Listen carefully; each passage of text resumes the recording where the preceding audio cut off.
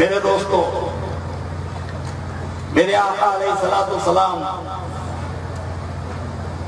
کی دستگیری جو گھر کی فکر کرنا، میرے نبی نے فرمایا کہ اللہ کی خاطر مجھ سے محبت کرو، میری خاطر میری آل سے محبت کرو۔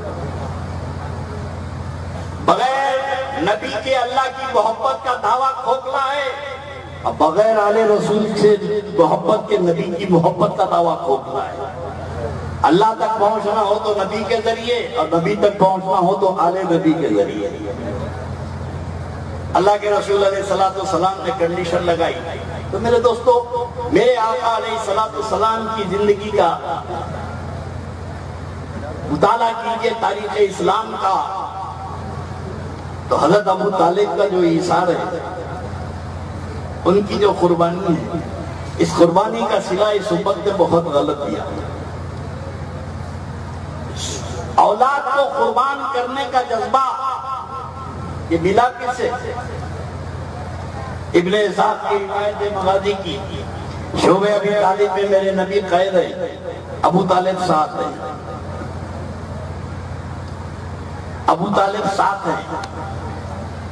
یہ دنیا کی بڑی بدنصیبی ہے، جب میرے نبی کا تعارف کراتے ہیں تو ہر ایک کو معلوم ہے نور محمدی آ چکے ہیں۔ نبی کے آنے سے پہلے سب کو معلوم ہو گیا تھا حضور آ رہے ہیں۔ آپ کی کتابیں ہیں، میں پڑھ کے سنا دیتا ہوں، 2 منٹ میرے کو برداشت کر لیجئے، پھر انشاءاللہ موضوع پہ آ جاؤں گا۔ اللہ کے رسول علیہ السلام کی بعثت سے پہلے، پیدائش سے پہلے ایک واقعہ ہوا تھا ابراہا بادشاہ کا، جو کعبے پہ چڑھائی کرنے کے لیے ہاتھیوں کے ساتھ آیا، اور پورے مکے میں کھلبلی مچ گئی کہ بدبس ہاتھی لوگوں کو کچلتے ہوئے آ رہے ہیں۔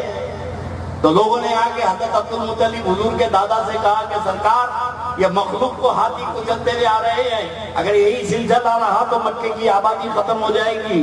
حضور کے دادا اٹھے اور میدان عرفات میں چلے، ادھر سے بدمس ہاتھی ابراہا بادشاہ کا آ رہا ہے، یہ پلا کے لائے اس کو، اس کی آنکھوں میں خون ہے، آدمی کو دیکھتے ہی کچلتا ہے۔ ادھر سے ہاتھی آیا، ادھر سے عبد المطلب جا رہے ہیں، آمنا سامنا ہوا، وہ ہاتھی لوگوں کو کچلتے ہوئے آ رہا تھا۔ حضرت عبد المطلب کو جیسے ہی دیکھا سجدے میں سر رکھ دیا، حضرت المطلب کو جیسے ہی دیکھا سجدے میں سر رکھا۔ ہم نے پوچھا بھائی کیوں رکھا؟ تو ہاتھی نے عبد المطلب کی پیشانی میں نور محمدی دیکھا۔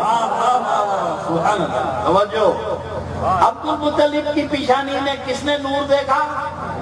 بولیے، ہاتھی نے۔ حضور کے والد عبداللہ جس گلی سے گزرتے تھے، ایک بدماش لڑکی کھڑی رہتی تھی، حضرت عبداللہ کو اپنی طرف راغب کرتی تھی، دعوتیں دیتی تھی، اور حضرت عبداللہ نظر نیچے کیے چلے جاتے تھے۔ جس وقت سیدہ آمنہ سے شادی ہوئی، رات گزری، صبح سیدنا عبداللہ گزر رہے تھے، تو وہ لڑکی جو بدمش راستے میں انتظار میں کھڑے رہتی تھی، حضرت عبداللہ کو دیکھ کے نظر پھیر لی، تو عبداللہ نے نظر نیچے کی بھی کہا کہ آج روزانہ کی طرح مجھے دیکھ کیوں نہیں رہی ہے، آواز کیوں نہیں کس رہی ہے؟ تو بولی عبداللہ، تیری پیشانی میں جو نور تھا اس نور کو میں چاہتی تھی۔ توجہ علماء، رستے میں کھڑے رہنے والی بدماش عورت کو نور محمدی نظر آ جائے، کیا بدماش ہاتھی کو ابراہا بادشاہ کے نور محمدی نظر آ جائے۔ ارے نادانو، جب عرب کے کاہنوں کو معلوم ہو جائے کہ نبی پیدا ہو چکے، جادوگروں کو معلوم ہو گیا کہ نبی پیدا ہو چکے، یہودیوں کو معلوم ہو گیا نبی پیدا ہو چکے، خاتم النبیین کا ظہور ہو چکا، ہر طرف شورا ہے کہ محمد آ چکے، ارے جن کے گھر میں پیدا ہوئے ان کو نہیں معلوم؟ کیا بات، جن کے گھر میں پیدا ہوئے ان کو نہیں معلوم کہ خاتم النبیین پیدا ہوئے؟ باخبر رکھنا چاہا تو سب کو باخبر کر دیا، اور بے خبر رکھنا چاہا تو گھر والوں کو بے خبر کر دیا۔ اسلام کی حقیقت بتا رہا ہوں کہ گھر والوں کے ساتھ کتنی بددیانتی ہوئی ہے۔ میرے آقا علیہ السلام 2 سال کے، بخاری کی حدیث سنا رہا ہوں، بخاری سے کم پہ تو کوئی راضی بھی نہیں ہوتے۔ وہ ذاکر نائک بھاگا ہوا ہے دیکھو. اب میں تو زمانے پہ سوچتا رہا کہ انہیں کس میں ملتا ہوا ہے. ریزنلس صورت کس کی ہے؟ بہت غور سے دیکھا تو میں بولا بہت آسانی سے پہچانا جاتا ہے انہیں. ہاتھ میں اٹے کا پہاڑ دے دو، پیچھے تم لگا دو، ہوا میں اڑ لیتے آتا. صورت نہ شکل. ایک دفعہ ممبئی میں بیٹھا ہوا ہوں تو وہ چمچوں کو بٹھا کے رکھتا تھا یہاں، ادھر ایک اور سوالات کے جوابات پہلے تیار رہتے تھے. اب انہیں کھڑے رہ کے بولتا تھا سر اس کا کیا مطلب ہے، بولتے چھوڑے رہتا chapter number so and so فلاں فلاں دنالن بولتا تھا. جواب پہلے سے تیار تھا. ایک بیچ میں کھڑا ہو گیا، کھڑے ہو کے پوچھا what is the meaning of حدیث ضعیف. تو یہاں دیکھا تو جواب ہی نہیں ہوگا. بیچ میں کھڑا رہ گیا کہ what is the meaning of حدیث ضعیف، حدیث ضعیف کس کو بولتے ہیں؟ تب انہیں کھڑے ہو کے بولا صحیح بخاری، ضعیف ضعیف، صحیح بخاری ضعیف ضعیف. اس کو معلوم ہی نہیں حدیث ضعیف کیا ہے. میں نے لوگوں سے پوچھا بھئی حدیث ضعیف کیا ہوتی ہے؟ تو بولے مولوی صاحب جو حدیث ضعیف ہوتی ہے نا اس کو نہیں ماننا چاہیے. بولا بابا ضعیف ہے، اماں ضعیف ہے، نہیں مانتے. بہرحال یہ لوگ جو ہے یہ رٹے رٹائے ہیں. تو میں عرض کر رہا تھا بخاری شریف کی حدیث اب بھائی صحیح ہوگی نا بخاری کی حدیث. اب سنیے جملوں میں غور کیجئے. یزید کا دادا ابو سفیان. اب جملوں میں غور کیجئے اور علماء ہو سکے تو محظوظ ہوئیے. 3 سال تک مکے میں قحط پڑا، بارش نہیں ہوئی. ابو سفیان ٹولہ بتوں کی پوجا کرے، بتوں کو نہلائے، لات کو نہلائے، منات کو نہلائے، عزا کو نہلائے خون سے، بہت کوشش کرے بتوں کو راضی کرنے کے لیے، بارش نہیں ہوئی. دل ملا کے اٹھے تو ابو سفیان باب الاستسقاء کی حدیث ہے.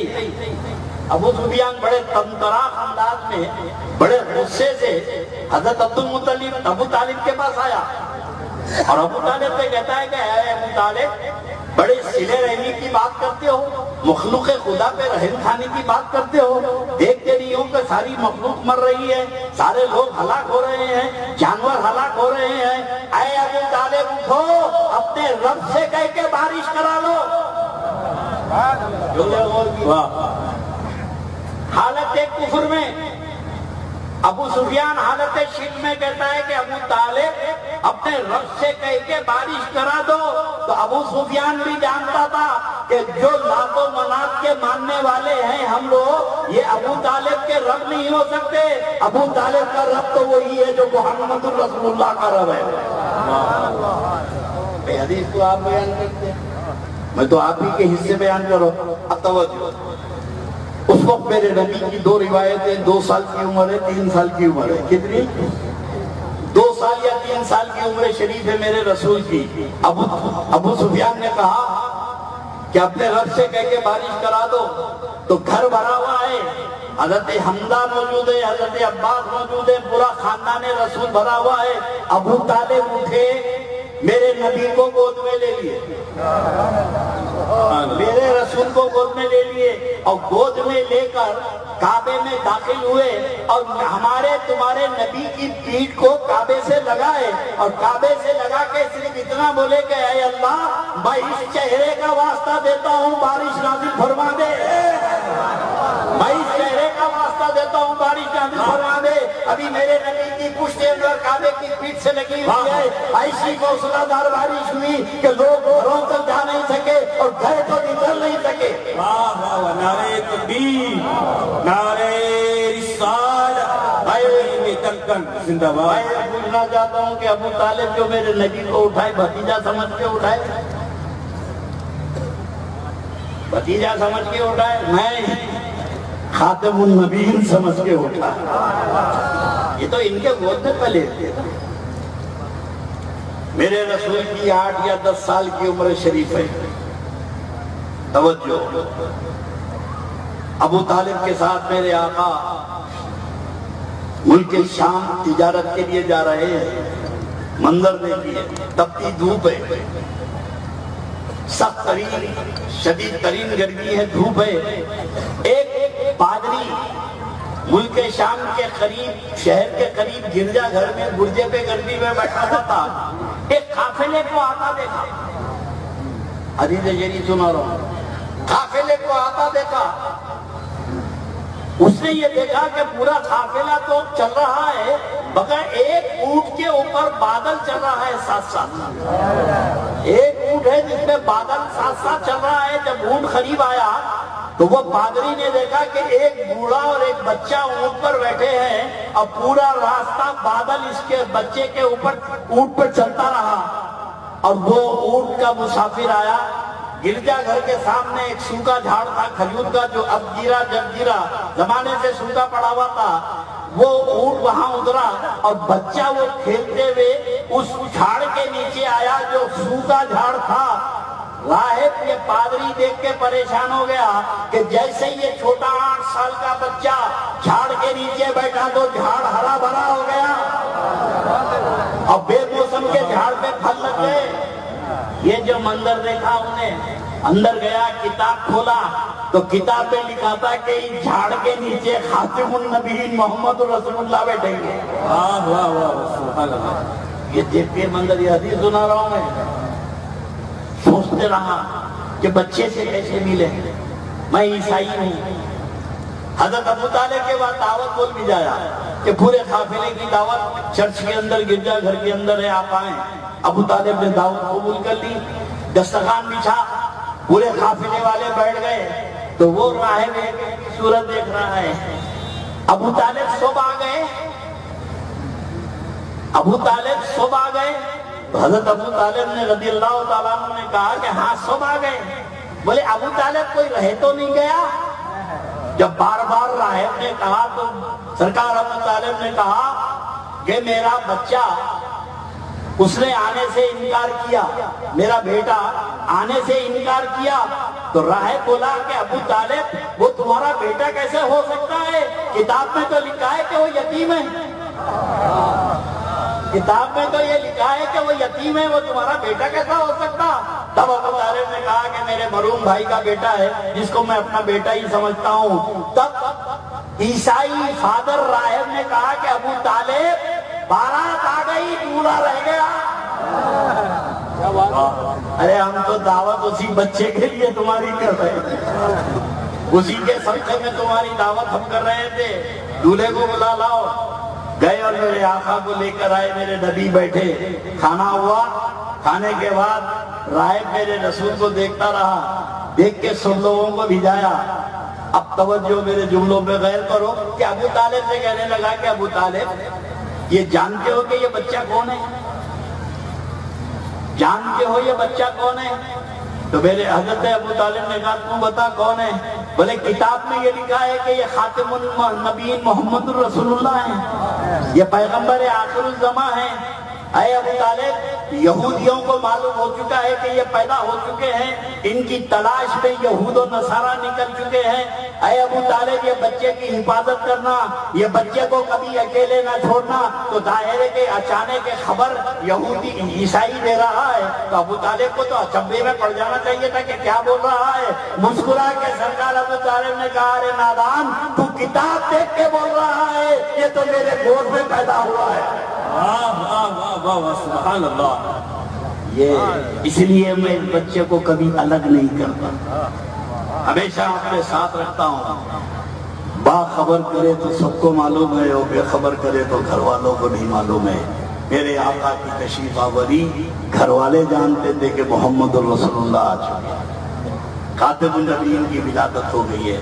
اب الزامات در الزامات کے سوالات. اور سب سے زیادہ تو میرے اوپر مشکل ہے کہ وہ ایک مالیگاؤں کا تھا بیچارہ غریب، پکڑ کے ان کو سید بنا لیے. ایک جلسے میں بول دیا حضرت ابو طالب، ارے کھڑے ہو گئے مولوی خارجی کتے، حضرت نہیں بولنا، حضرت نہیں بولنا. انہیں بولا بھائی کیوں نہیں بولنا؟ حضرت دائیں. تو بیچارے کا اتنا پیچھا پڑے کہ بمبئی بولا کہ توبہ نامہ شائع کرائے. حضرت ملا ہرے شملے والا وہ کھیل کھیلا، صفائی شملے والے یہ کھیل کھیل رہے ہیں، دونوں تھالی کے بیگن ہیں۔ اگر تم اٹھا کے دیکھے تو خارجیت ہر ایک کے پاس نظر آئے گی۔ ارے تیری ماں نے دودھ پلایا تو تب ہم سے پوچھ، ہم تو حضرت ابو طالب نہیں، ابو طالب رضی اللہ تعالیٰ عنہ کہتے ہیں۔ عشق ہے، خدا کی قسم میں بات بتا رہا تھا کہ شعبے ابی طالب میں ابو 2 سال قید رہے۔ کتنے؟ 3 سال میرے آقا غار میں قید رہے، چچا بھتیجے سامنے رہے، خاندان میں کوئی بھی نہیں تھا، بس یہ خاندان کے لوگ تھے۔ کھجور کی گٹلیاں پیس کے کھاتے تھے۔ مشرکین نے سوشل بائیکاٹ کیا تھا، غار میں قید کر دیا تھا۔ اب واقعہ سنیے، ابن اسحاق لکھتے ہیں کہ رات بھر بوڑھا ابو طالب میرے آقا کو گھورتے بیٹھے رہتے تھے۔ میرے نبی سو رہے ہیں، ابو طالب دیکھ رہے ہیں۔ آج رات کو حضرت ابو طالب اٹھ کے کہتے محمد وہاں سے اٹھو، وہاں سے اٹھو، وہاں لیٹو، علی یہاں آ کے لیٹو۔ رسول کو اٹھاتے اور رسول کے مقام پہ علی کو سلا دیتے، دوسرے دن رسول کو اٹھاتے عقیل کو سلا دیتے، روزانہ اپنی اولاد کو اس مقام پہ سلاتے، رات کو میرے نبی کو اٹھاتے اپنی اولاد کو سلاتے۔ ایک بار میرے نبی نے پوچھا کہ چچا جان یہ آدھی رات کو مجھے بستر سے اٹھا کے یہاں سے وہاں، وہاں سے وہاں کیوں سلاتے ہیں؟ تو فرمایا کہ بیٹے سوراخ سے یہودی اور مشرکین تمہارے سونے کے مقام کو دیکھ لیتے ہیں، اب اگر تمہیں کوئی نقصان پہنچانے کے لیے آئے تو میرا دل گوارا نہیں کرتا، میں چاہتا ہوں کہ تم پر میری اولاد قربان ہو جائے اور تم کو دھکا نہ لگے۔ سبحان اللہ، سبحان اللہ۔ قربان کرنے کا جذبہ تو ان سے سیکھو، اولاد کو قربان کس سے؟ کیا سمجھ کے بھتیجا؟ ارے بھائی بھتیجے کی محبت ہے یہ؟ نہیں، خاتم النبیین کی محبت ہے، پیغمبر اسلام سے محبت ہے، میرے آقا علیہ السلام سے اتنی محبت